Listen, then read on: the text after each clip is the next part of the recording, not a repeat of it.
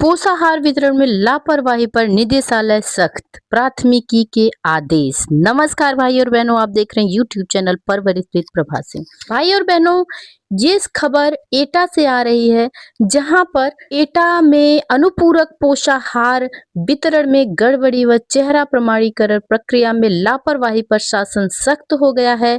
निदेशालय ने स्पष्ट किया है कि निर्धारित मानकों के अनुसार पोषाहार नहीं बांटने वाली आंगनबाड़ी कार्यकर्ताओं पर कठोर कार्रवाई की जाए। जी हाँ भाई और बहनों, आंगनबाड़ी कार्यकर्ताओं के लिए गले की हड्डी बन गया है पोषाहार, मतलब टीएचआर।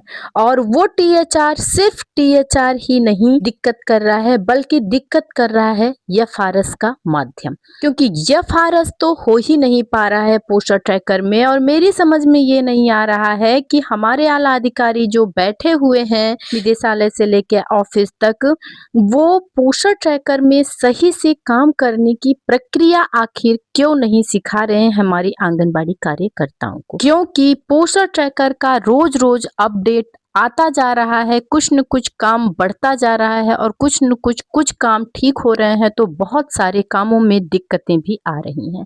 उसी में से है पोषण ट्रैकर में एफआरएस, क्योंकि एफआरएस होना बहुत ही मुश्किल हो रहा है, एफआरएस हो ही नहीं पा रहा है। और जब तक एफआरएस नहीं होगा तब तक टीएचआर नहीं दिया जाएगा।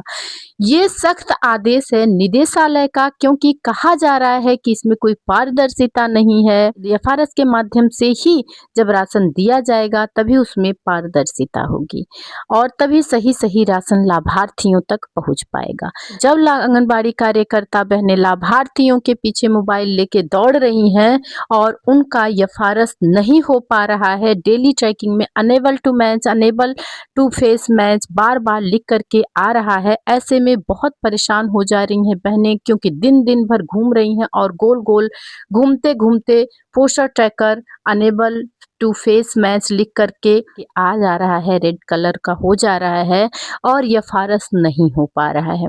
अगर एक दिन में आंगनबाड़ी कार्यकर्ता बहनें 20 लोगों को बुलाती हैं तो मुश्किल से 1 लोगों का टीएचआर हो पाता है। और ऐसे में दिक्कत, और इन सब चीजों को समझने के लिए विभाग तैयार ही नहीं है। विभाग को तो ऑनलाइन चीजें दिखनी चाहिए कि उनका एफआरएस कितना परसेंट शो कर रहा है, कितना परसेंट लाभार्थियों को टीएचआर दिया गया एफआरएस के माध्यम से, कितना परसेंट आधार वेरीफाई हुआ, कितना परसेंट फेस वेरीफाई हुआ। ये सारी चीजें विभाग को दिखनी चाहिए ऑनलाइन।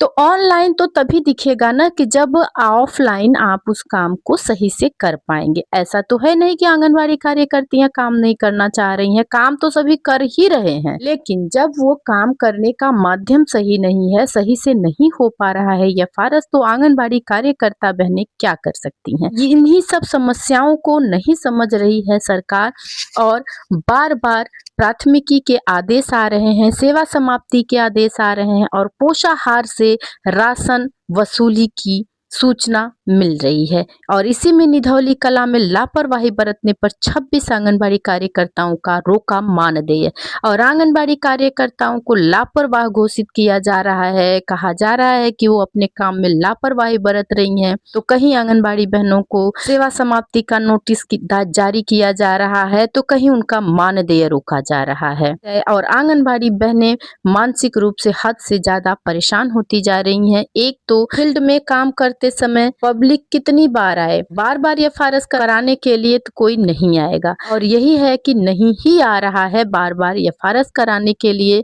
और समस्या आंगनबाड़ी कार्यकर्ताओं के ऊपर बनी हुई है कि एफआरएस उनका 1 बार में, 2 बार में, 3 बार में हो नहीं रहा है और विभाग लापरवाह बता रहा है। ऐसे में उनके ऊपर प्राथमिकी के आदेश आ रहे हैं, सेवा समाप्ति का आदेश आ रहा है, मानदेय रोकने का आदेश आ रहा है। तो मानसिक प्रताड़ना भी झेल रही हैं आंगनबाड़ी कार्यकर्ता बहनें।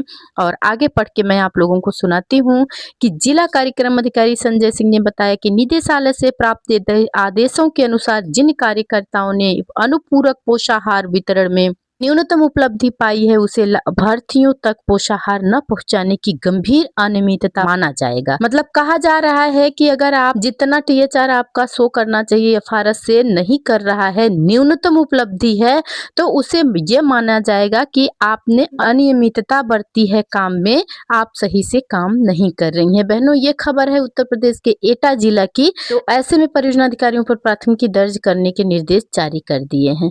और आप लोग देख पा रहे हैं कि सिर्फ आंगनबाड़ी कार्यकर्ता ही नहीं बल्कि परियोजना के परियोजना अधिकारी भी इसमें शामिल किए जा रहे हैं। उनका ये मानना हो जा रहा है कि आंगनबाड़ी कार्यकर्ता जो काम नहीं कर पा रही हैं उसमें परियोजना अधिकारी भी उनका सहयोग कर रहे हैं काम न कर पाने में। तो उन्होंने बताया कि परियोजना अधिकारियों को वितरण कार्य की सतत निगरानी करने को कहा गया है ताकि किसी भी प्रकार की लापरवाही दोबारा न हो। संजय सिंह ने बताया कि निधौली कला क्षेत्र में लापरवाही पर 26 आंगनबाड़ी कार्यकर्ताओं तथा अवगढ़ के आकांक्षात्मक ब्लॉक में अनियमितता पाए जाने पर कई आंगनबाड़ी कार्यकर्ताओं का वेतन रोकने की कार्यवाही की जाएगी। तो ये समस्या है भाई और बहनों आंगनबाड़ी कार्यकर्ता बहनों के कि अब आंगनबाड़ी कार्यकर्ता बहनें क्या करें, कैसे करें। अपने विचार हमें कमेंट द्वारा जरूर बताइएगा और वीडियो अच्छी लगी हो तो एक लाइक जरूर कीजिएगा। मिलते हैं अगले वीडियो में। नमस्कार भाई और बहनों।